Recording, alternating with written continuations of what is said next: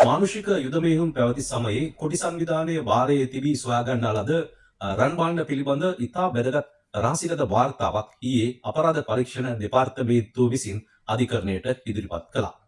එසේ ඉදිරිපත් කළ අපරාධ පරීක්ෂණ දෙපාර්තමේන්තුව මෙම රන් භාණ්ඩ වලට අදාළ ඉතා වැදගත් නියෝග කීපයක්ද අධිකරණය වෙතින් ලබා ගත්තා. ඉතින් ඒ නියෝග අතරින් කීපයක් පිළිබඳ තොරතුරු අපි මේ වීඩියෝවෙන් ඔබ වෙත ඉදිරිපත් කරනවා.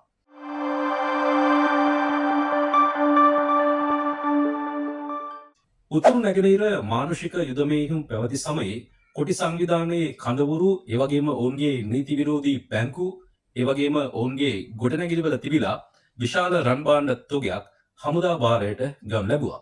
මෙසේ සොයා ගන්නා ලද රන් භාණ්ඩ යුද හමුදා බුද්ධ්‍යංශයේ භාරයේ පැවති බවටත් කරුණු අනාවරණය වෙලා තිබෙනවා. ඉතින් මේ සම්බන්ධයෙන් අධිකරණයට වාර්තාවක් ඉදිරිපත් කරමින් අපරාධ පරීක්ෂණ දෙපාර්තමේන්තුව වෙනුවෙන් පෙනී සිටි නියෝජ්‍ය සොලිසිටර් ජෙනරාල් සුහර්ෂි හේරත් මහත්මිය සඳහන් කර සිටියා. මානුෂික මෙහෙයුම සමයේ සොයා ගන්නා ලද මේ රන් භාණ්ඩ තොගය යුද හමුදා බුද්ධි අධ්‍යක්ෂ මණ්ඩලයේ භාරයේ පැවති බව. මෙසේ සොයා ගන්නා ලද රන් භාණ්ඩ බවට සැක කරන ද්‍රව්‍ය දසදහසක් පමණ පවතින බවත්, ඒවායේ සත්‍ය රන් ප්‍රමාණය සහ ඇත්තෙන්ම ඒවා රන් භාණ්ඩද කියලා සොයා බැලීම සඳහා විශේෂ පරීක්ෂණයක් සිදු කිරීමට තීරණය කර ඇති බව ඇය සඳහන් කර සිටියා. ඒ සඳහා අදාළ ද්‍රව්‍ය රාජ්‍ය මැණික් හා ස්වර්ණාභරණ අධිකාරිය වෙත යොමු කරලා ඔවුන් කරහා පරීක්ෂණයක් සිදු කර වාර්තාවක් ලබා ගැනීමට අවශ්‍ය බවයි නියෝජ්‍ය සොලිසිටර් ජෙනරාල්වරිය සඳහන් කළේ.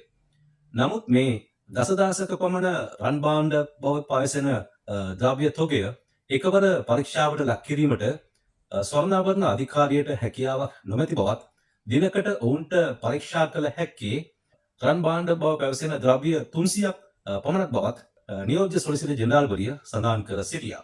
එම නිසා අදාළ රන් භාණ්ඩ බව පැවසෙන ද්‍රව්‍ය රජයේ ස්වර්ණාභරණ අධිකාරිය වෙත යොමු කරලා වාර්තාවක් හැදවීම සඳහා අවසර දෙන ලෙසත් නියෝජ්‍ය සොලිසිටර් ජෙනරාල්වරිය අධිකරණයෙන් ඉල්ලීම් කළා. එම ඉල්ලීම පිළිගත් මහේස්ත්‍රාත්වරිය අදාළ ද්‍රව්‍ය තොගය රජයේ ස්වර්ණාභරණ අධිකාරිය වෙත යොමු කර වාර්තාවක් හැදවීමට අවසර ලබා දුන්නා. මෙහිදී තවත් ඉල්ලීමක් සිදු කළ නියෝජ්‍ය සොලිසිටර් ජෙනරාල්වරිය අදාළ රන් භාණ්ඩ තොගය මේ වන විට රඳවා තිබෙන යුද හමුදා බුද්ධි අධ්‍යක්ෂ මණ්ඩල ලේඛනාගාරයේ අවට ස්ථානය වීඩියෝගත කිරීමට සහ ඡායාරූප ගැනීමට පොලිස් අපරාධ කොට්ටාශයට අවසර දෙන ලෙස අධිකරණයෙන් ඉල්ලීම් කළා. එම ඉල්ලීමද පිළිගත් මහේස්ත්‍රාත්වරිය අදාළ ස්ථානය ඡායාරූපගත කිරීමට සහ වීඩියෝගත කිරීමට පොලිස් අපරාධ කොට්ටාශයට අවසර දෙන ලෙස යුද හමුදා බුද්ධි අධ්‍යක්ෂ මණ්ඩලයේ ලේඛනාගාර අධ්‍යක්ෂවරයාට නියම කළා. ඊට අමතරව යුද හමුදාව වෙතින් බාර ගන්නා ලද එම රන් භාණ්ඩ ශ්‍රී ලංකා මහ බැංකුවේ තැන්පත් කිරීමට අවශ්‍ය නියෝග ලබා දෙන ලෙසත්, එමෙන්ම ඒවා මුද්‍රා තැබීම සඳහා අවශ්‍ය නියෝග ලබා දෙන ලෙසත් ඇය අධිකරණයෙන් ඉල්ලීම් කළා. එම ඉල්ලීම් වලටද මහේස්ත්‍රාත්වරිය විසින් අවශ්‍ය නියෝග ලබා දුන්නා. ඊට අමතරව මේ රන් භාණ්ඩ කිරා බැලීමට අවශ්‍ය කරන කිරුම් විනුම් උපකරණ අපරාධ පරීක්ෂණ දෙපාර්තමේන්තුවට නොමැති නිසා ඒවා ලංකා බැංකුවේ සහාය ලබාගෙන අවශ්‍ය කිරුම් විනුම් කටයුතු කිරීමට එම බැංකුවට නියෝගයක් නිකුත් කරන ලෙසත් ඇය ඉල්ලීම් කළා.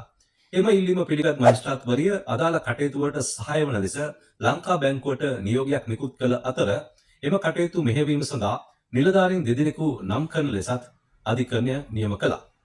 ඉතින් මේ ආකාරයෙන් තමයි අදාළ රන් භාණ්ඩ සම්බන්ධ පරීක්ෂණ සිද්ධ වෙන්නේ. ඉතින් මේ පරීක්ෂණවල ප්‍රගතිය ඉදිරියේදී අධිකරණයට වාර්තා කරන බවත් නියෝජ්‍ය සොලිසිටර් ජෙනරාල්වරිය අධිකරණයට දැනුම් දුන්නා. මෙවැනි තොරතුරු ඇතුළත් වීඩියෝ නැරඹීම සඳහා ඔබත් අපගේ channel එක subscribe කරන්න. ඒ වගේම අපගේ වීඩියෝ වලට like කිරීමටත් share කිරීමටත් අමතක කරන්න එපා. මොකද ඔබ ලබා දෙන සහයෝගය තමයි අපේ ඉදිරි ගමනේ විශාලතම ශක්තිය ලෙස සඳහන් කරන්න කැමැති.